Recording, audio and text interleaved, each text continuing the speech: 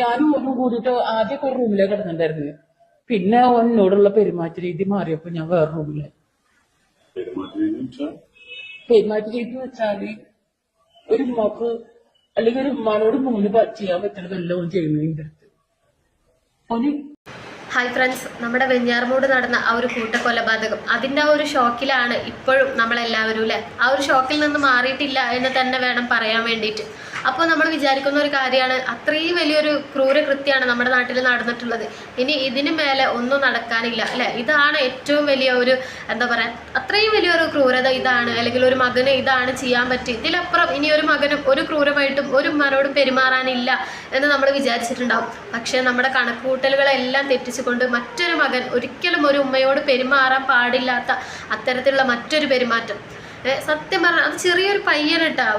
ഇവന് അഫാന് 23 വയസ്സുണ്ട്. ഈ ഒരു പയ്യൻ അത്ര പോലും പ്രായമില്ല കണ്ടിട്ട്. ഈ മക്കൾക്കൊക്കെ എന്താ പറ്റിയത് സത്യം പറഞ്ഞാൽ മനസ്സിലാവുന്നില്ല. ആ ഒരു ഉമ്മയുടെ കരച്ചിൽ കേട്ട് കഴിഞ്ഞാൽ സഹിക്കാൻ പറ്റില്ല. അത്രയും എന്താ പറയുക, ഒരു ഉമ്മ ഒരിക്കലും പറയാൻ ആഗ്രഹിക്കാത്ത കാര്യം, ഏതൊരു ഉമ്മമാരും തൻ്റെ മകനെ പറ്റിയിട്ട് പറയാൻ ആഗ്രഹിക്കാത്ത ഒരു കാര്യമാണ് ഉമ്മ പറയുന്നത്.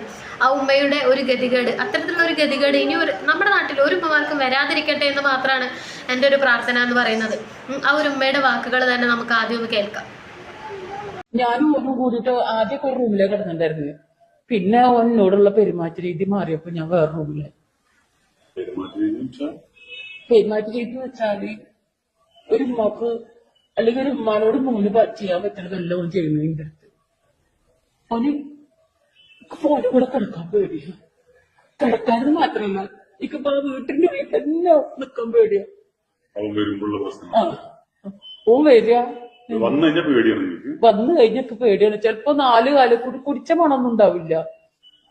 അങ്ങനെയൊന്നുമില്ല. വെറും ഇങ്ങനെ ആ സാധനങ്ങളൊക്കെയാണ് ഓന് ഉപയോഗിക്കുന്നത്.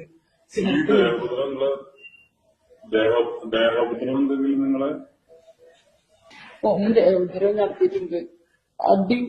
അത് ഒന്നുമല്ല, കൂടുതലായിട്ട് ഒരു ഉമ്മാനോട് ചെയ്യാൻ പറ്റുന്നതെല്ലാം ചെയ്തിട്ടുള്ളത്.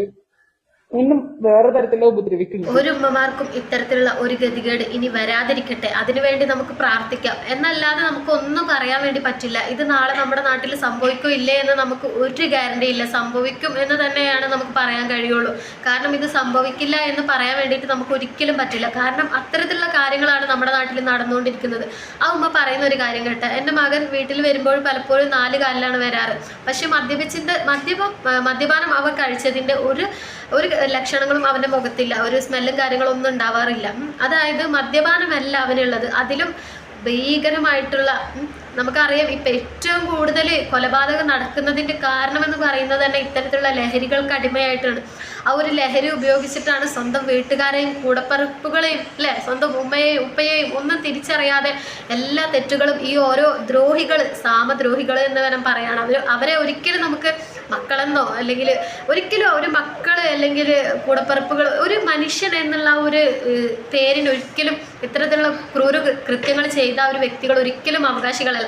അവരെ നമുക്ക് ഒരിക്കലും ഒരു മനുഷ്യഗണത്തിൽ കൂട്ടാൻ പറ്റില്ല. കാരണം എത്രയൊക്കെ തന്നെ നമ്മൾ ലഹരിക്ക് അടിമപ്പെട്ട് എന്ന് പറയുമ്പോഴും സ്വന്തം ആളുകളെ ഇങ്ങനെ കുത്തി മുറിവേൽപ്പിച്ച് കൊല്ലുമ്പോൾ ആ ഒരു കുറ്റബോധം ഒരു തരി പോലും നമ്മുടെ മനസ്സിൽ തോന്നുന്നില്ല എന്ന് പറയുമ്പോൾ അത്രയും എന്ത് ലഹരിയാണ് ഇവർ ഉപയോഗിക്കുന്നത്, അത്രയും അഡിക്റ്റ് ആയിട്ടുള്ള.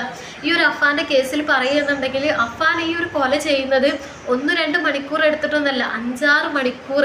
ആ ഒരു നീണ്ട ഇത്രയും ഗ്യാപ്പിലാണ് അവർ ഈ ഓരോ കൊലപാതകങ്ങൾ ചെയ്യുന്നത്. ഒരു സ്ഥലത്ത് പോയിട്ട് വല്യമ്മയെ തലക്കടിച്ച് കൊന്നതിന് ശേഷം അവർ വീണ്ടും ഒരുപാട് കിലോമീറ്ററുകൾ സഞ്ചരിച്ചിട്ടാണ് അടുത്ത കൊലപാതകങ്ങളിലേക്ക് അവൻ പോകുന്നത്. അപ്പോൾ ഇത്രയും ദൂരം നമ്മൾ വണ്ടി ഓടിച്ച് പോകുമ്പോൾ ഒരു മനസ്സിൽ ഒരു അല്പമെങ്കിലും സ്നേഹമുള്ള ഒരു വ്യക്തിയാണെന്നുണ്ടെങ്കിൽ നമുക്ക് ആ ഒരു കുറ്റബോധം വരില്ല. ഇത്രയും ഗ്യാപ്പിലല്ലേ നമ്മൾ ആ ഒരു ലഹരിൻ്റെ ആ ഒരൊറ്റ നിമിഷത്തിൽ ആ ഒരു തോട്ടിലാണ് ഇപ്പോൾ ഞാൻ ഒരാളെ ഉപദ്രവിക്കുന്നത് എന്നുണ്ടെങ്കിൽ ആ കുറച്ച് കഴിഞ്ഞാലെങ്കിലും ഒരു ബോധം നമ്മുടെ മനസ്സിൽ ഉദിക്കില്ലേ.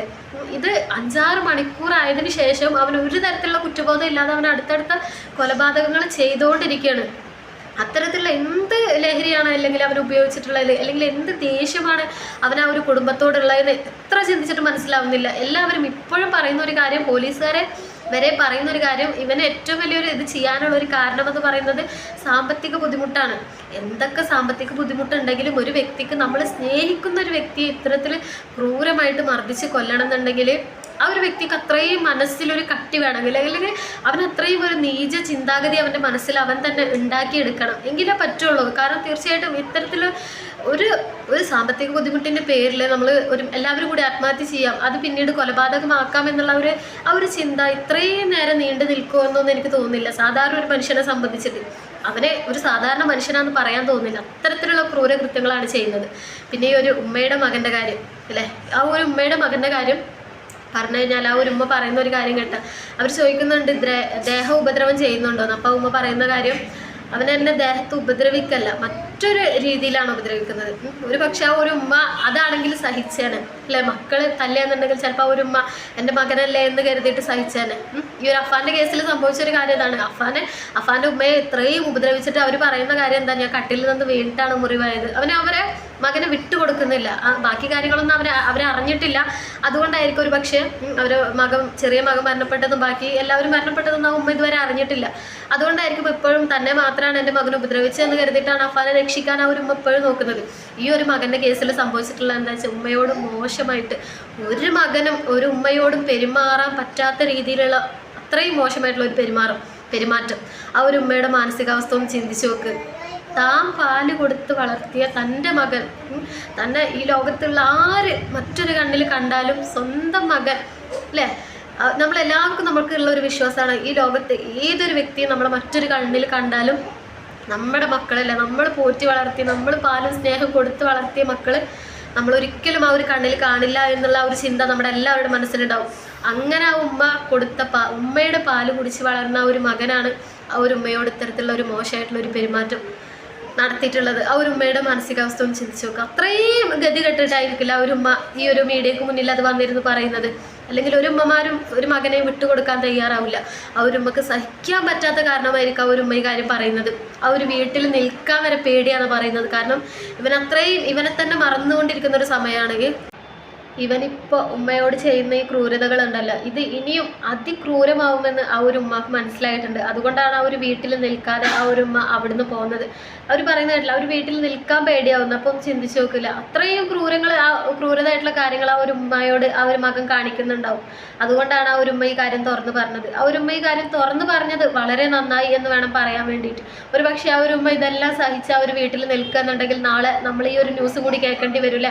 ഉമ്മയോട് മകൻ മോശമായിട്ട് പെരുമാറി, ഉമ്മ അത് സമ്മതിക്കാത്തതിൻ്റെ പേരിൽ ഉമ്മയെ തന്നെ ഇല്ലാണ്ടാക്കി എന്നുള്ള ഒരു ന്യൂസ് തീർച്ചയായിട്ടും നാളെ നമ്മൾ കേൾക്കേണ്ടി വരും അല്ലേ. ഉമ്മ വഴങ്ങാത്തതിൻ്റെ പേരിൽ ഉമ്മയെ ഇല്ലാതാക്കി എന്നുള്ള ഒരു ന്യൂസ് നാളെ ആ ഒരു ഉമ്മ ഇനിയും ഇത് സഹിച്ച് പിടിച്ച് നിൽക്കുക എന്നുണ്ടെങ്കിൽ തീർച്ചയായിട്ടും നമ്മൾ കേൾക്കേണ്ടി വരും. ഇത്തരത്തിലുള്ള മക്കളെ ഒന്നും നമ്മൾ എന്താ പറയുക പൊതുസ്ഥലത്ത് ഇടാതിരിക്കുക. നമ്മൾ അവരെ എന്തെങ്കിലുമൊക്കെ ട്രീറ്റ്മെൻറ്റ് കാര്യങ്ങൾ എടുക്കാൻ പറ്റുന്നുണ്ടെങ്കിൽ വളരെ പെട്ടെന്ന് തന്നെ അത് എടുക്കുക, അല്ലെങ്കിൽ അതിനായിട്ടുള്ള കാര്യങ്ങൾ ചെയ്യുക. കാരണം സ്വന്തം ഉമ്മയെ തിരിച്ചറിയാൻ പറ്റാത്ത ഒരു മകൻ നാളെ പുറത്തു പോയാലുള്ള ഒരു അവസ്ഥ ഒന്ന് ചിന്തിച്ച് നോക്ക്. സ്വന്തം ഉമ്മയെ വരല്ലേ അവന് കാണാൻ പറ്റുന്ന ഒരു കണ്ണ് മറ്റൊരു രീതിയിലാണ്. അപ്പോൾ പുറത്ത് നടക്കുന്ന സ്ത്രീകളെയും പെൺകുട്ടികളൊക്കെ അവനെ ഏതൊരു രീതിയിലാവും കാണാം അല്ലേ. അപ്പം ഇത്തരത്തിലുള്ള ആൺകുട്ടികൾ കാരണം മറ്റുള്ളവരുടെ ജീവൻ പൊലിയുന്നതിന് ഭേദം അതിന് തക്കതായിട്ടുള്ള ചികിത്സയും കാര്യങ്ങളും എന്താണ് ട്രീറ്റ്മെൻ്റ് ആണെങ്കിലും അവന് നൽകേണ്ട ശിക്ഷ എന്ത് രീതിയിലായാലും അത് കറക്റ്റായിട്ട് എടുത്ത് അവനെ അതിൽ നിന്ന് രക്ഷിക്കാൻ പറ്റുമെങ്കിൽ എത്രയും പെട്ടെന്ന് രക്ഷിക്കുക. അല്ലെങ്കിൽ അതിനുള്ള നിയമ നടപടികൾ എന്താണ് അത് ചെയ്യുക. കാരണം ഇവരെ ഒന്നും പുറത്ത് വിട്ടിട്ട് ഒരിതില്ല. നമ്മളൊരു മനുഷ്യനുള്ള പരിഗണന കൊടുത്തു കഴിഞ്ഞാൽ ഇവനൊരു ചെറിയ കുട്ടിയല്ലേ എന്നൊക്കെ ഇവനെ പരിഗണിച്ചിട്ട് നമ്മൾ വീണ്ടും ഇവനെ പുറത്ത് വിട്ട് കഴിഞ്ഞാൽ സംഭവിക്കാൻ പോകുന്നത് എന്താ, മറ്റൊരു വീട്ടിലെ കുട്ടികളെ ചിലപ്പോൾ അല്ലേ അവരുടെ മറ്റുള്ളവരുടെ മക്കളെ അവർക്കില്ലാതാവും ഇത്തരത്തിലുള്ള ആളുകൾ കാരണം. നമുക്ക് എല്ലാവർക്കും മക്കളുള്ളതാണ്. അപ്പോൾ ആരൊക്കെ വിശ്വസിച്ചിട്ടാണ് നമ്മൾ പുറത്ത് വിടുക അല്ലേ. ഇന്നത്തെ ഈ ഒരു സാഹചര്യത്തിൽ നമുക്ക് നമ്മുടെ കുട്ടികളെ പുറത്ത് വിടാൻ ഭയമാണ്. കാരണം നമ്മൾ കാണുന്ന ആളുകളെ ആയിരിക്കില്ല ചിലപ്പോൾ നാളെ അവരുടെ ഒരു ചിന്താഗതി അല്ലേ. ഈ അഫാനെ കുറിച്ചിട്ടൊക്കെ നാട്ടുകാരൊരൊറ്റ ആൾ പോലും ബാഡായിട്ട് പറയുന്നില്ല. അധികം സംസാരിക്കാത്ത പയ്യനാണ്, ആരോടും മോശമായിട്ട് രീതിയിലൊന്നും പെരുമാറാത്ത ഒരു പയ്യനാണ്. അവരൊക്കെ അങ്ങനെയുള്ള ഒരു സാധാരണ ഗതിയിലുള്ള ഒരു തരത്തിലുള്ള ക്രിമിനലായിട്ടുള്ള ഒരു പശ്ചാത്തലമില്ലാത്തൊരു പയ്യനാണ് ഈ ഒരു 5 കൊലപാതകം ചെയ്തിട്ടുള്ളത്. അപ്പോൾ നമ്മൾ ചിന്തിച്ച് നോക്കാം, നമ്മളപ്പോൾ നല്ലവരെന്ന് വിചാരിക്കുന്നവർ ചിലപ്പോൾ നമ്മളാ കാണുന്ന ആ ഒരു തോട്ട് മാത്രമായിരിക്കും. ചിലപ്പോൾ നാളെ അവരുടെ മുഖം ടോട്ടലി ചേഞ്ച് ആയിരിക്കും. നമ്മൾ ഇന്ന് ചിരിച്ച് കാണുന്ന അവരുടെ മുഖമായിരിക്കില്ല നാളെ അവരൊരു രാക്ഷസനായിട്ട് മാറാൻ ചിലപ്പോൾ അവർക്കൊരു നിമിഷം മതിയാവും. അപ്പോൾ ഇത്തരത്തിലുള്ള ആളുകളെ തീർച്ചയായിട്ടും പുറത്ത് വിടാതിരിക്കുക, അവർക്ക് വേണ്ടിയിട്ടുള്ള കറക്റ്റായിട്ടുള്ള ട്രീറ്റ്മെൻറ്റ് ചികിത്സ എന്താണെങ്കിലും അത് എടുക്കുക. അപ്പോൾ കഴിഞ്ഞ ദിവസം നമ്മളൊരു ന്യൂസ് കേട്ടോളൂ അല്ലേ, സ്വന്തം മകന് മാനസിക രോഗിയായിട്ടുള്ള മകൻ ഉമ്മയെ തലക്കടിച്ചു കൊന്നു.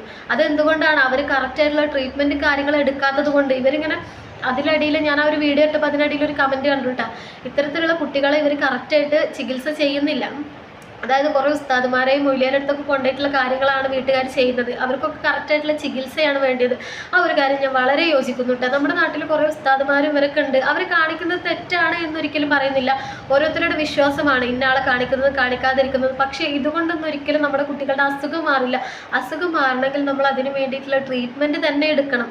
അല്ലെങ്കിൽ ഒരുപാട് മന്ത്രിച്ച് ഊതികൊണ്ട് അത് വിശ്വസിക്കുന്നവർ വിശ്വസിക്കാം, അല്ലാത്തവർക്ക് നമ്മൾ അതൊരിക്കലും തള്ളി പറയില്ല. പക്ഷേ നമുക്കൊരു അസുഖം ഉണ്ടെങ്കിൽ അത് മാറണമെങ്കിൽ നമ്മൾ അതിനനുസരിച്ച് ചികിത്സ തേടണം. എങ്കിലാണ് ആ ഒരു അസുഖത്തിൽ നിന്ന് നമുക്ക് മാറ്റം കിട്ടുള്ളൂ.